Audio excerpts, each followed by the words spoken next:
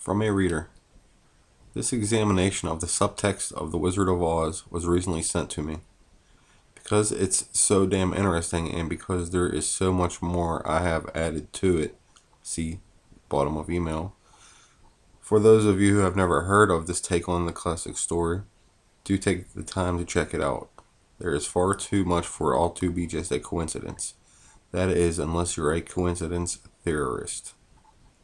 The real meaning of The Wizard of Oz. The Wizard of Oz, written by L. Frank Baum, is not a mere child's story. What is OZ a symbol for? Ounces. What is measured in ounces? Gold. What is the yellow brick road? Bricks or ingot bars of gold. The character known as the straw man represents that fictitious all caps legal fiction, a person the federal U.S. government created with the same spelling as your birth name. Remember what the straw man wanted from the Wizard of Oz? A brain. No juristic person, legal fiction, paper corporation has a brain because she has no breath of life. What did he get in place of a brain? A certificate. A birth certificate for a new legal creation. He was proud of his new legal status, plus all other legalisms he was granted. Now he becomes the epitome of the brainless sack of straw who was given a certificate in place of a grain of common sense. Now, what about the Tin Man? Does taxpayer identification number, TIN, recall anything to mind? The poor Tin Man just stood there mindlessly doing his work until his body literally froze up and stopped functioning. He worked himself to death because he had neither heart nor soul. He's the heartless and emotionless creature robotically carrying out his daily task as though he were already dead. He's the ox pulling the plow and the mule toiling under the yoke. These days his taskmasters just oil him nightly with beer and place him in front of a hypnotic television until his very existence no longer has any meaning or value. His masters keep him cold on the outside and heartless on the inside in order to control any emotion or feeling that might arise. The Cowardly Lion was always too frightened to stand up for himself. Of course, he was a bully and a big mouth when it came to picking on those smaller than he. Have you ever noticed how bullies are really the biggest cowards?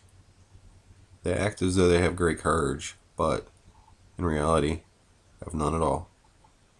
They roar, but with no teeth of authority to back them up. When push came to shove, the Cowardly Lion always buckled under and whimpered when anyone of any size or stature challenged him. He wanted courage from the Grand Wizard, so he was awarded a medal of official recognition. Now, although remaining a coward, his official status allowed him to be a bully, but with officially recognized authority. He's not like the attorneys who hide behind the middle court of the temple bar, et al. Ad infinitum. What about the trip through the field of poppies? Did you notice how this had no narcotic effect on the straw man, no brain, or the Tin Man, no heart or soul? They weren't real people, so drugs could not influence them.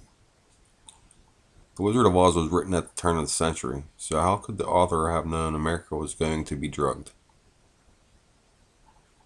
The Crown had been playing the drug cartel game for centuries. Just look up the history of Hong Kong and the Opium Wars. The Crown already had valuable experience conquering all of China with drugs, so why not the rest of the world? What was the Emerald City? The Federal Reserve System.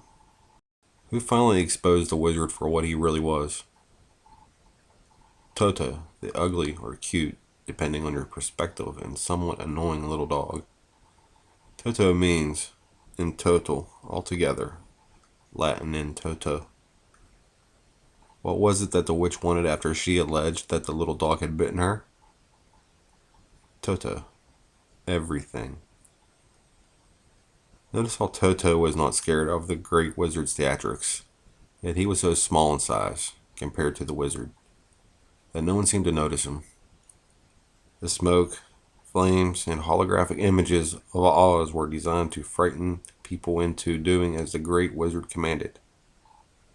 Toto simply padded over, looked behind the curtain, the court, etc., saw it was a scam, started barking until the others paid attention to him and came to see what the barking was about.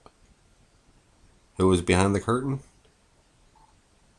Just an ordinary person, controlling the levers that created the illusion of the great wizard's power and authority.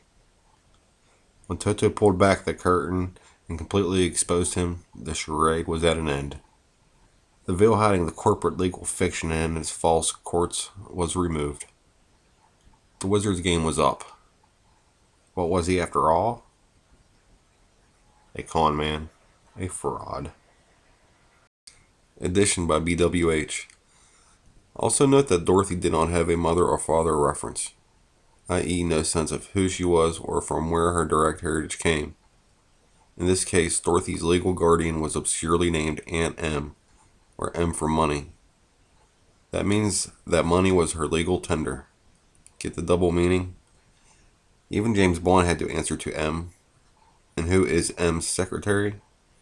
Miss Moneypenny. And speaking of money, tin was a term for valueless coins back in the day. So tin men had more than one meaning, as the value of our money was degenerating once the Fed had come along and produced coins with little or no gold or silver in them, and nothing with which to back them. Let's also not forget that the Wicked Witch of the West represented the bankers of the New World, America, who would control its resources and people legally, flying monkeys, and psychotropically poppies. Dorothy's house, Equity, lit upon and killed the Wicked Witch of the East, representing a false sense of security that the people from Europe felt when they trekked to the New World. Note how the little people began singing Dorothy's praises when she accidentally killed one of the banking witches. But wait, this witch was from the East, the Old World. So, again, a reminder of their false sense of security through song. Though to her benefit, what often protected Dorothy throughout her journey was the ruby slippers, which were previously in the possession of the late Witch of the East. Embalmed original story written at the turn of the century, Dorothy's shoes were silver. In other words, she was backed by silver, and therefore protected against anything that might come her way.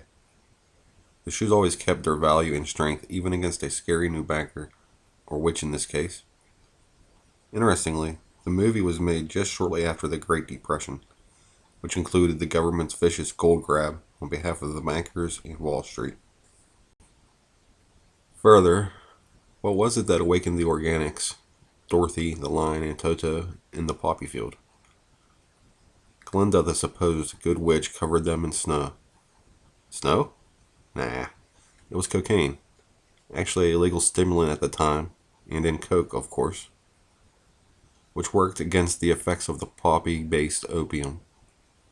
Therefore, Glinda is also a ruse of a so-called benevolence regardless of the legality of cocaine at the time.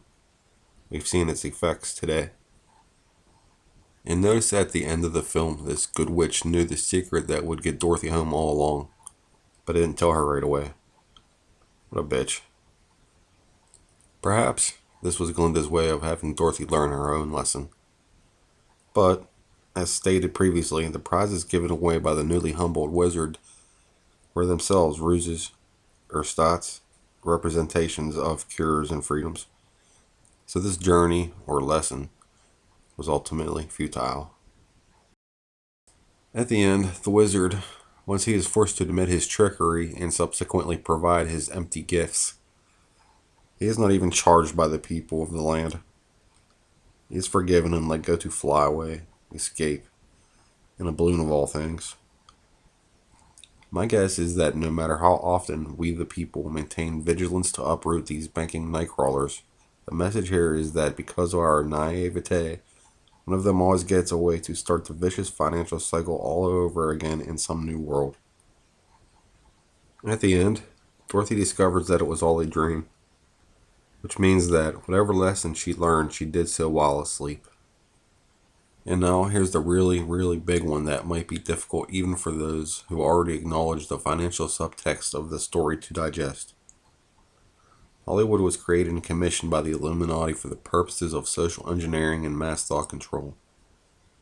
Knowing this, note that the desired look and effect that the filmmakers chose for the wizard to use in order to intimidate and scare the people into submission was, in fact, quite reptilian.